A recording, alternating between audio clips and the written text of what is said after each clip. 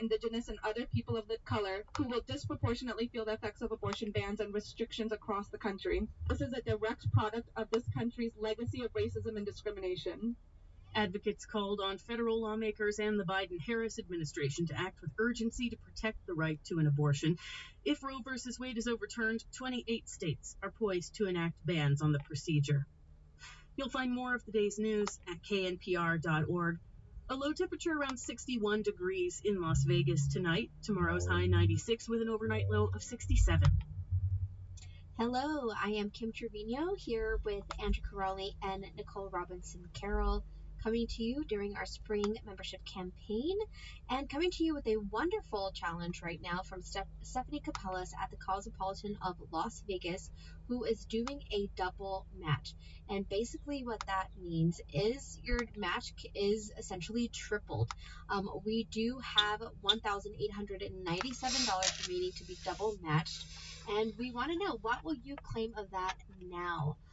Give us a call to help us reach that goal and get those dollars claimed, because once they're gone, they're gone. The number to do that is 702-258-0505, or you can pledge online at knpr.org.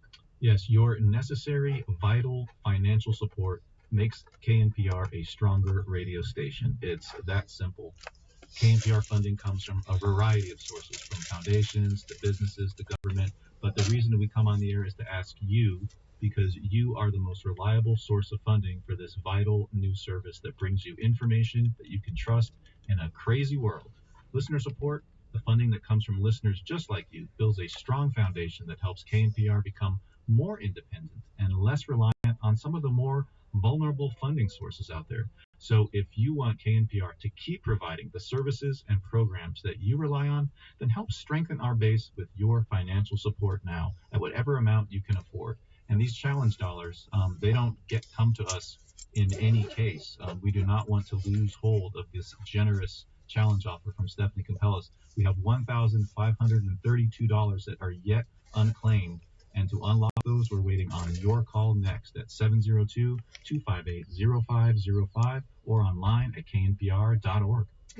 Yeah, and I just want to say a special thank you to Mary Higgins and Eric Olson from Las Vegas, who just got in on this double match from Stephanie Capellas and the Cosmopolitan of Las Vegas. Thank you both. And if you would like to become a member and join Mary and Eric, the moment to do that is now, 702-258-0505. Or you can pledge online at knpr.org. Thank you so much.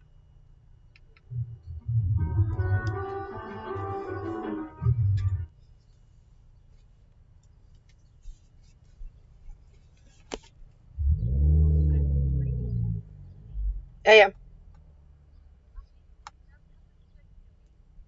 It's a one-time donation of $25.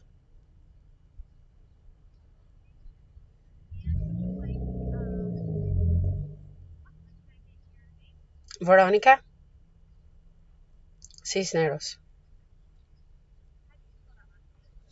C is in cat, A is in India, S is in Sam, N is in Nancy, E is in Echo, R is in Robert, O is in Oscar, S is in Sam.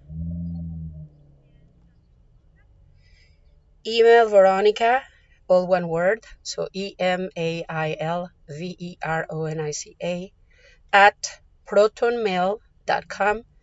The domain name is PROTONMAIL.com.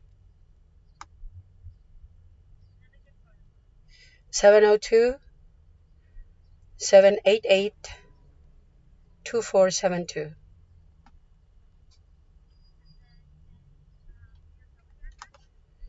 (3224) Palm Desert Way. It's all one word. PALMDESERT Way. Las Vegas.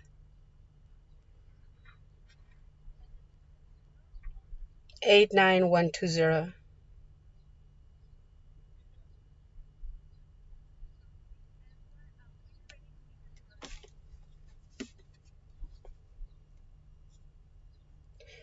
It's a visa. Number is 4147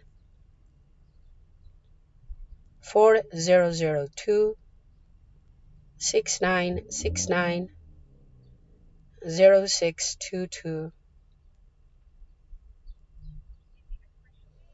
0624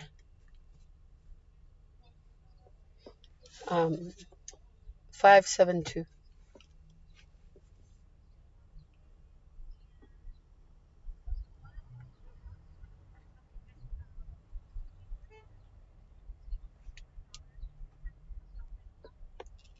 Sure.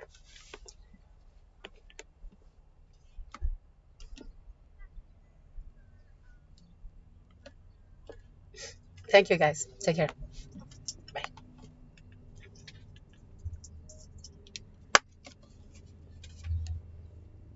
Shut down clinics. Seeking an abortion became this clandestine, sometimes dangerous experience. They're blindfolding women. They're telling them to come to a corner where they'll be picked up, blindfolded, driven around until they don't know where they are.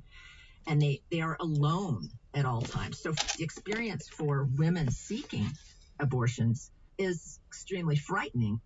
As I pictured what it would have been like to live as a woman during this time, I was fascinated to learn that this wasn't what most of American history was like. You see, during the 17 and early 1800s in the U.S., ending a pregnancy was totally permissible under the law, at least up until a point known as quickening. Quickening is when a woman could feel fetal movement inside of her. And Regan says in the months before quickening, a pregnant person could deliberately self-induce a miscarriage without any penalty. Even the Catholic Church at the time did not condemn this practice. There were literally domestic guidebooks that describe various ways to do this. It's really something that is shared information, and it's quiet. It's not talked about. It's not debated. Exactly. Like, there wasn't this nationwide conversation about whether that was ending life. Yeah, there is a public debate. It's just part of commonplace health care. But eventually, states start outlawing abortion in the mid-1800s, and then the legal landscape begins to shift even more in the 20th century. As women's rights movements grow, crackdowns on abortions accelerate. Law enforcement agencies intensify efforts to catch abortionists in the act, interrogating women suspected of seeking abortions. This was the world Pat McGinnis grew up in, a woman who knew from a very early age that she never wanted to have children. She grew up in an unhappy home with a mother who never seemed to like being a mom. She had many frustrations, which she often took out on us. So you saw lots of conflict? Oh, yes. She later goes through 3 illegal abortions of her own, 2 of which were self-induced. I mean, as McGinnis told her boyfriend once, all I wanted was bed fun. Bed fun. And that I did not want babies. I only wanted bed fun. You were clear in your mind about this. I was fairly clear. Yeah. Trying to leave her Oklahoma past behind, McGinnis joins the Army. She trains as a surgical technician, and that's when Lily Luthborough, who profiled McGinnis for Slate, says McGinnis saw women injured from botched abortions or forced to give birth, even when they didn't want to have a baby. And it was all truly horrifying for her. And she said to me more than once that was really the thing that radicalized her, was seeing sort of the gamut of things that women have to go through in the name of irreversible biology that nobody lets them opt out of. McGinnis plunges into activism after the Army. She moves to San Francisco, and at first, her advocacy starts with smaller stuff, like collecting signatures to reform abortion laws. But then pretty quickly, she gets to a point where she's like, forget reforming these abortion laws. Those reform laws aren't going to work. Let's abolish those laws. We need to argue for repeal. Let's repeal every law that criminalizes abortion. Leslie Regan says this idea, repealing all laws that criminalize abortion, it's an idea that may feel commonplace today. But back then, in the early 60s, this idea is what made Pat McGinnis a radical. She's earlier than the movement that we know of as women's liberation, and when the major women's organizations like NOW also endorse the legalization of abortion. She's ahead of everybody. So she was pro-abortion in the most explicit way, in a way that Planned Parenthood refused to be. And so that's why she said, we made Planned Parenthood respectable. And McGinnis and her group do something that's pretty revolutionary. We got together names of doctors, and we had at the very top of this, in large letters, this whole thing was mimeographed, large letters, "Are you pregnant?" She puts together a list, a special list, Lily Loughborough says, that could make safe abortions possible, even for people living in a country where it's basically illegal. That meant basically putting together a Yelp inventory of doctors outside the country who it was safe for women to go to. This list contains not just names of doctors, but their fees, also descriptions of the procedure. Regan says McGinnis and her group acted sort of like a feminist public health agency. They wanted to make sure the providers followed certain standards of practice.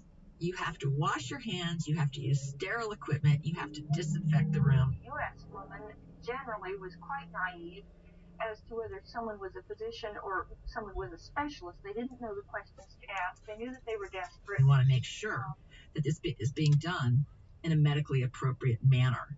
The group would try to enforce these standards by asking women to fill out surveys after the fact, and bad actors would be removed from the list. But sometimes, Regan says, after the fact was too late. For example, one woman who had used the list claimed later that a specialist had raped her. The really interesting thing, as somebody looking at this later, is the way that they handled it.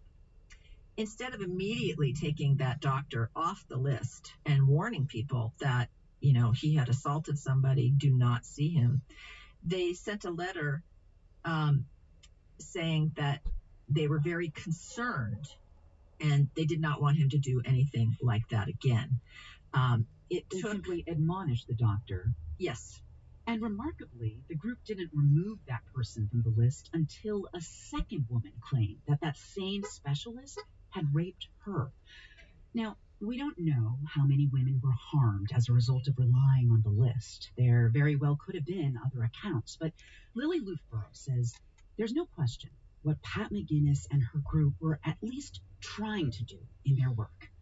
This was really the way to return power to women, even if it was hard, even if it was painful, and even if it was scary. She thought it was crucially important to actually return some of that power to the people concerned, because women had been reduced to an almost infantile state by a medical community that thought that, the authorities should be making those decisions for them. This fundamental principle Pat McGinnis lived by, advocated by, this principle that decisions about your body belong to you and not to some doctor or lawmaker, that principle eventually becomes a given in the whole abortion rights movement. Pat McGinnis, the maverick, becomes the mainstream. And yet, she remains an obscure figure in the history of the reproductive rights movement. I asked Loughborough, why was that, even after all these decades? She was not an attention seeker or a credit seeker, and she did not make particular common cause, to my surprise, with the feminist movement in general. Her strategy was blunt, and I think that may have prevented her from being known as the activist superstar that she really was. I mean, she was not Gloria Steinem. At one point, Loughborough was photographing McGinnis for the profile she wrote and asked her to pose with anything she liked. She went out back into her backyard and came back with a shovel and a pitchfork. And the pitchfork was just incredible. And so she's just standing there in her front yard with this pitchfork, reenacting American Gothic in the most incredible way. I mean, what a symbol to choose. A pitchfork for your profile.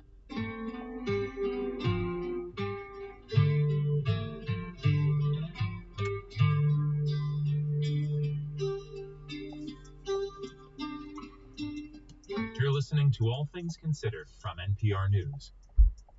Hi, I'm Stephanie Capellas from the Cosmopolitan of Las Vegas. For Nevada Public Radio to be able to grow, support from this community must also continue to grow with it.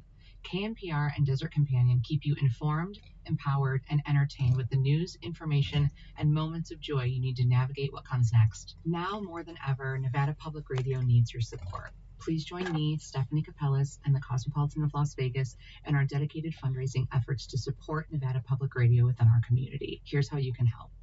Yes, and you can do that by giving us a call at 702-258-0505 or online at knpr.org. My name is Kim Trevino. I am the events coordinator for Nevada Public Radio, here with Andrew Corrali, our editor of the Desert Companion, and Nicole Robinson-Carroll, master of all things on air.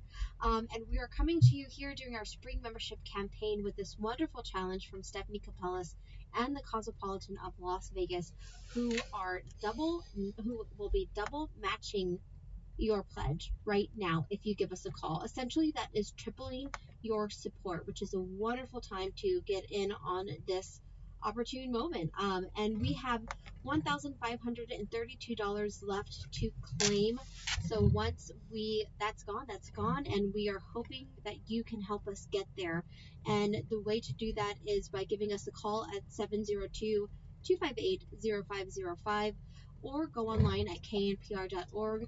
You may be hearing this campaign for the first time, so we are counting on you, and we hope that you'll be inspired to join all the members and becoming one.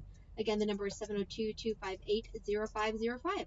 Yes, we want to claim that $1,500 in generous matching from Stephanie Capellas of Cosmopolitan. So I'm asking, can you make a donation of $600 right now? Not only will you be counted among our insider group of members, which comes with a host of super cool member benefits, but more importantly and most importantly, your $600 pledge will take us over the $75,000 mark raised for this campaign. And it is vital in these final few days to really take advantage of these generous challenges to maximize the power of your pledge when you call now. Just want to give a shout out to Mary Higgins and Eric Olson from Las Vegas for their membership, and a thanks to Deanne from Henderson. Deanne from Henderson, thank you so much for your pledge. And Deanne would love it if you joined her in membership right now when you call 702-258-0505 or pledge on our secure website at knpr.org. And as you might know, listener support is the largest share of funding for all your favorite shows on KNPR. But listener support does something even more important. It creates editorial independence. And no other funding sources come anywhere close to the freedom that listener support gives KNPR to report without fear or favor. Our editorial independence matters as much as it ever has, and maybe even more. Your support does too. Please give now at knpr.org or 702-258-0505. And thank you.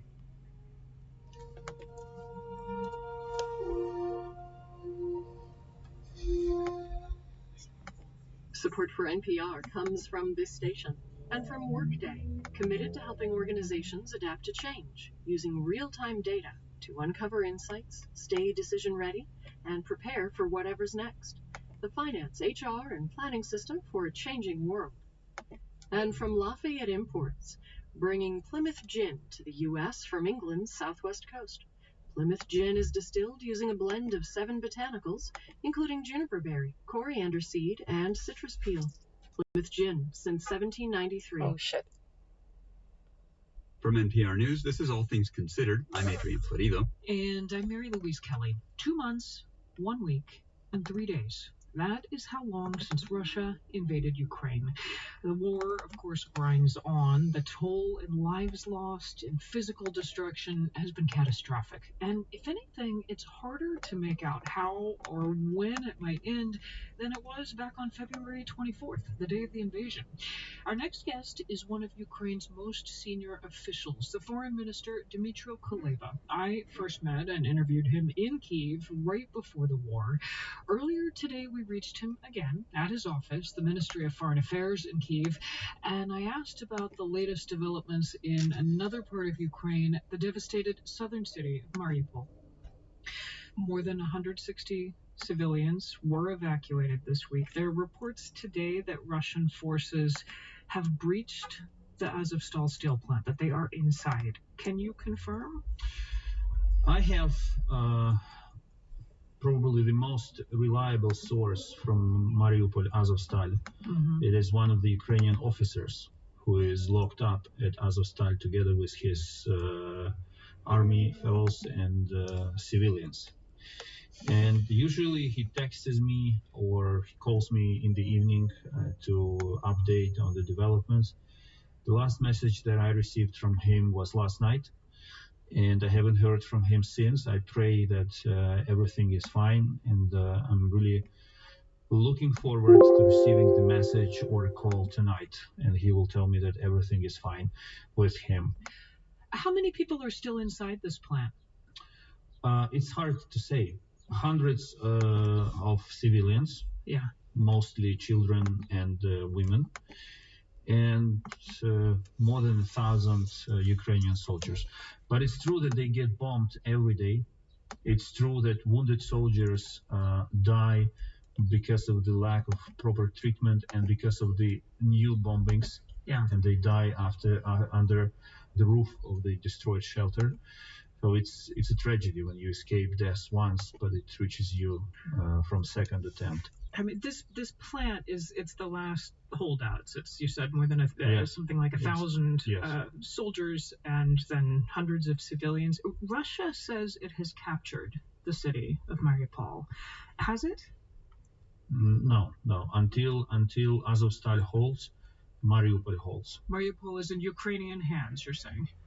Yes, absolutely.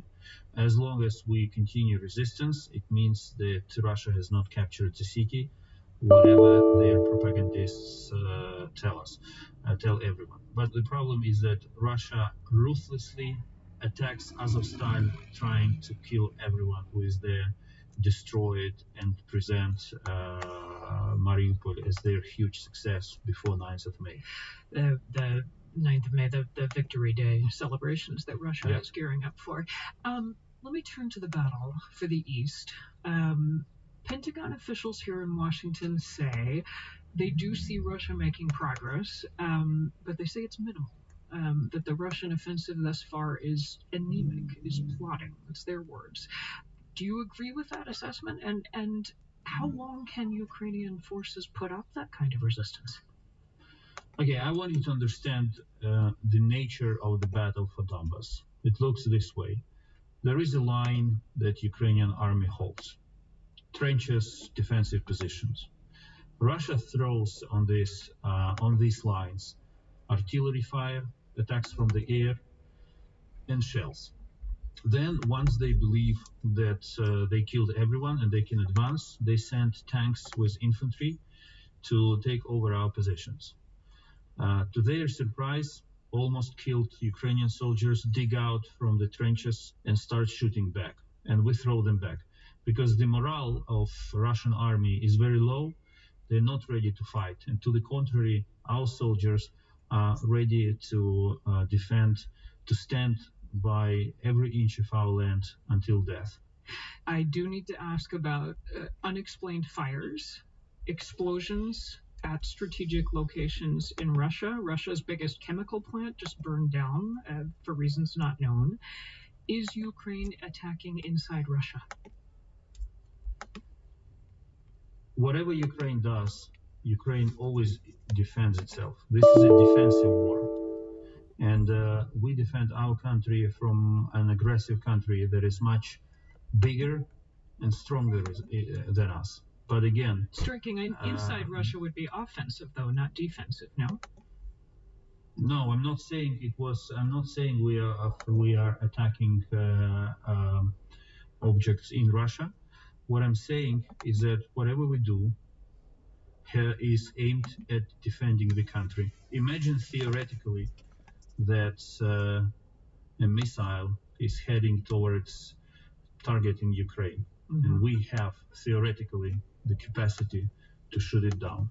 Should we wait until it reaches our city because we cannot shoot it down in the Russian skies? If we had the possibility to shoot them down, we would use them, because the eventual target is in Ukraine, and we have to save people and our own houses. And I hear you using the word theoretically, so you are not confirming or denying what is targeting these locations in Russia. I think it's the military. I think it's the military guys who have to confirm or deny hitting this or that target.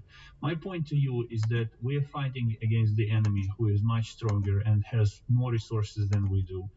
And everything we do is aimed at saving, at defending and saving Ukraine. We have no aggressive plans towards Russia. We have no intention to invade Russia. We have no intention to cross the border between our countries. Everything we do is aimed at one thing: to defend our country and our right to exist. So that brings me to the last thing to ask you. You're a diplomat. As a diplomat, do you still hold out hope that diplomacy can end this war? Of course, every war ends with diplomacy. This is how history works. In the end, it's diplomats who have to sit down and draft and sign an agreement. That would require Russia to negotiate in good faith, though. Do you believe that is possible? You know, the chances to meet a Russian diplomat negotiating in good faith are equal to meeting a Martian on Earth. But still, we have to be ready to negotiate with them, to defend our positions. But as a diplomat, I have to make sure that my country...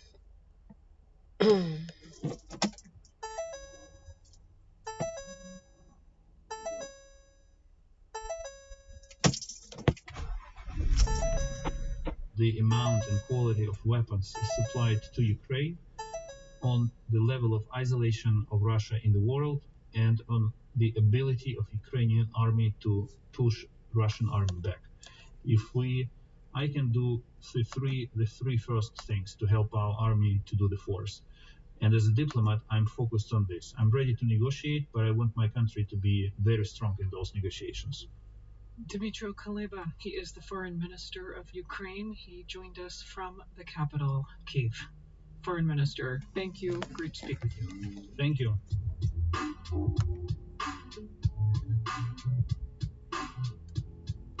You're listening to All Things Considered from NPR News. Live from NPR News, I'm Janine Herbst. Ukraine says Russia is trying to hit targets in the western part of the country.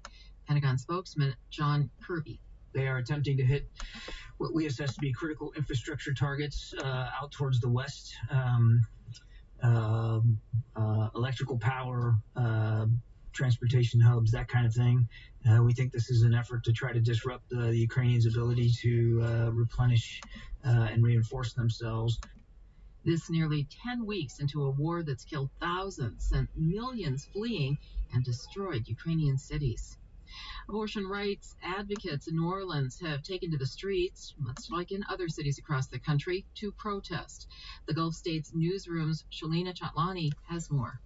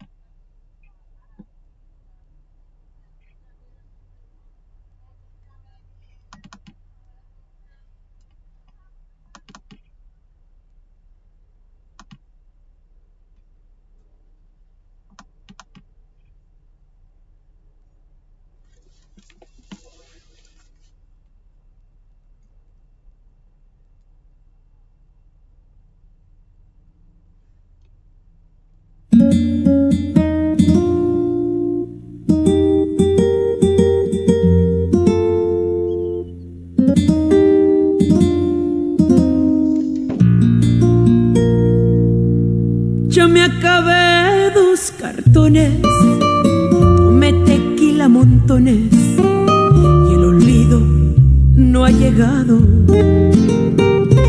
Ya fui a rezar a la iglesia, puse un santo de cabeza y el olvido no ha llegado. Ya tuve nuevos amores, ya destrocé corazones y el olvido no ha llegado. Qué olvido tan testarudo, parece que viene en burro. Qué olvido tan desgraciado. No llegue el olvido, se está haciendo tonto en alguna esquina. No llegue el olvido, y por más que intento, mi mente no te olvida. Te extraño y te quiero, y por tus recuerdos ya he quedado en ceros.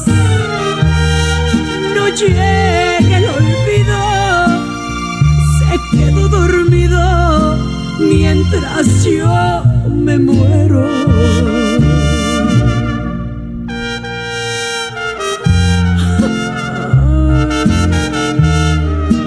Y no llega el olvido.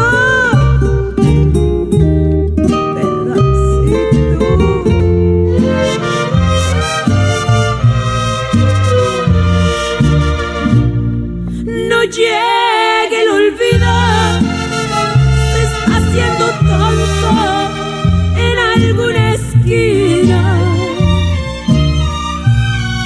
No llegue el olvido, y por más que intento, mi mente no te olvida. Te extraño y te quiero, y por tus recuerdos yo he quedado en ceros. No llegue el olvido, se quedó dormido mientras yo me muero.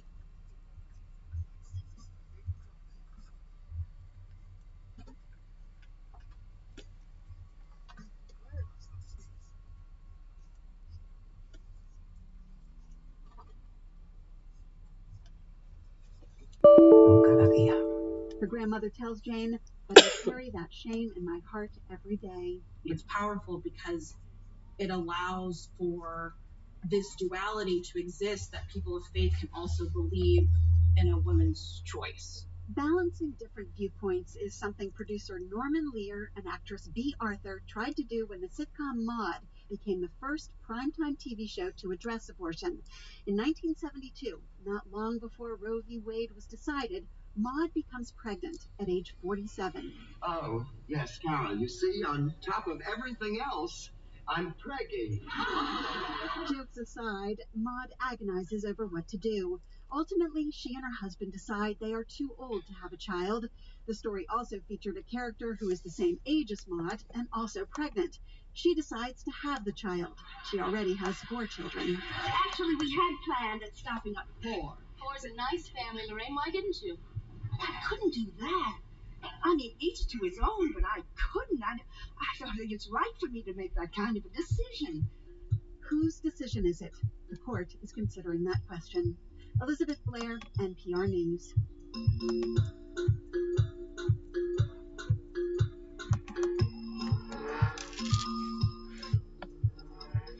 You're listening to All Things Considered from NPR News.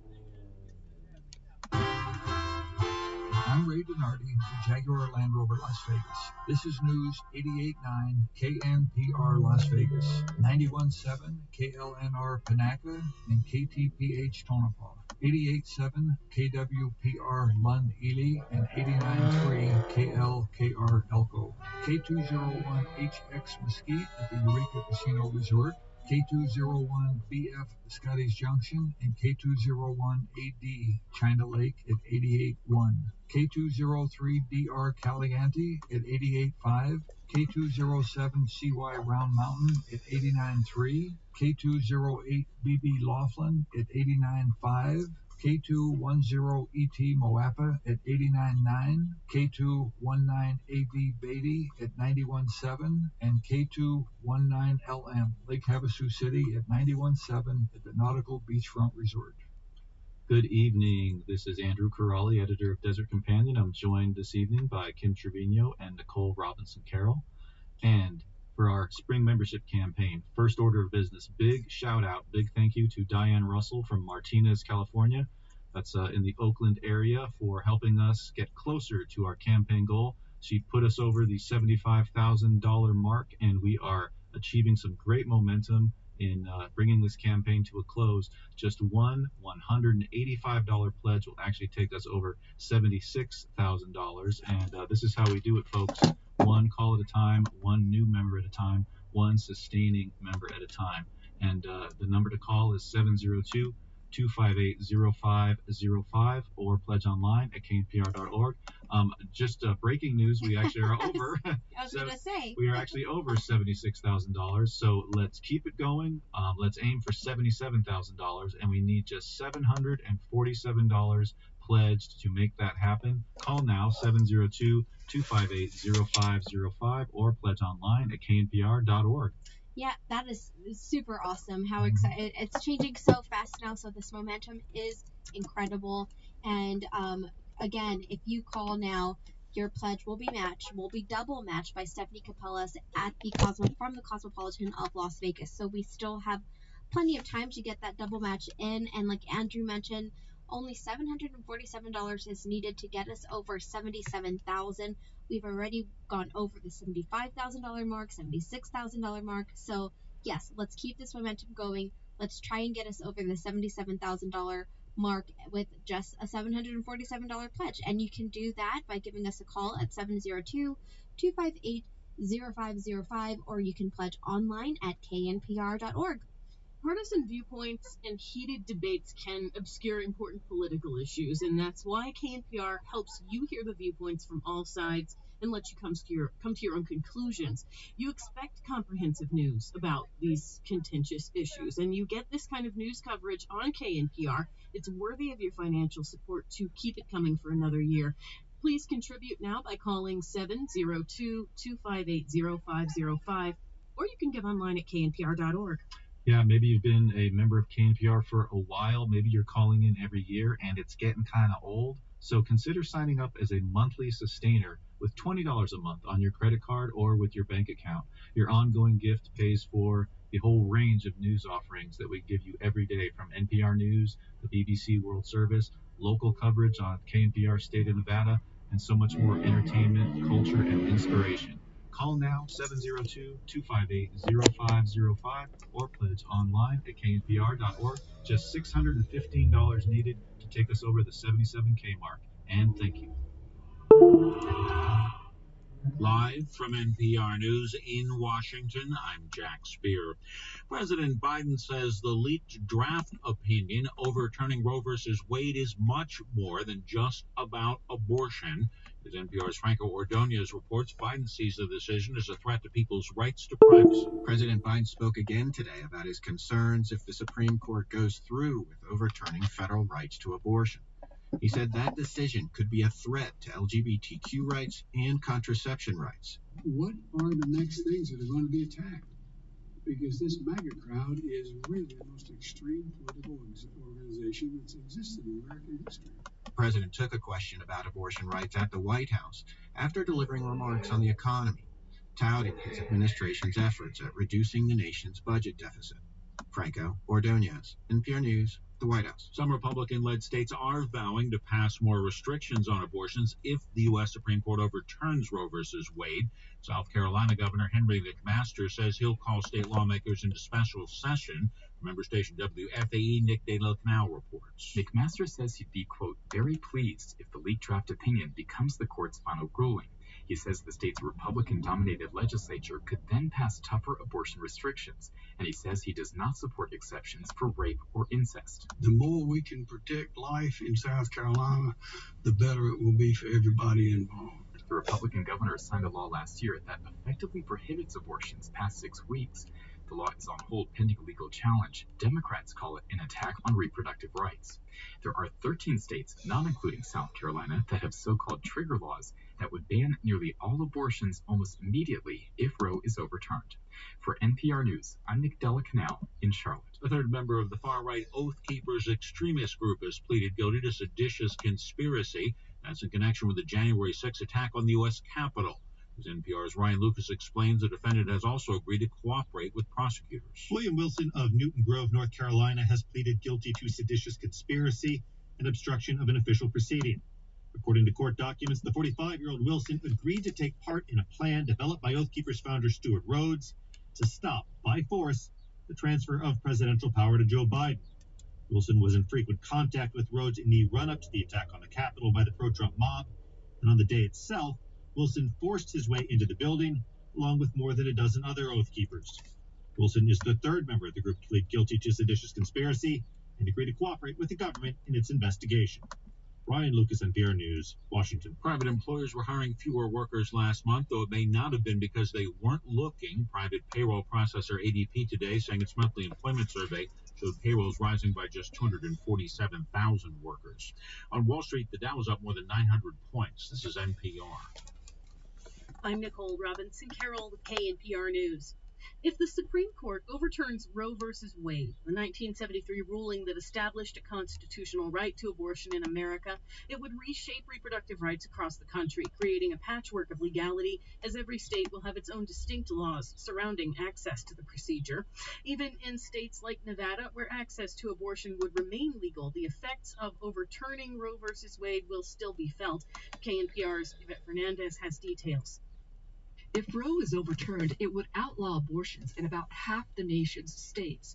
According to the Guttmacher Institute and the Center for Reproductive Rights, both firms that track abortion policy, they estimate between 25 and 27 states are likely to ban abortions. In states like Nevada, where access to abortion will remain protected, the state will be impacted in other ways. Victoria Rees with Planned Parenthood Votes says Nevada is already seeing the effects from states that have recently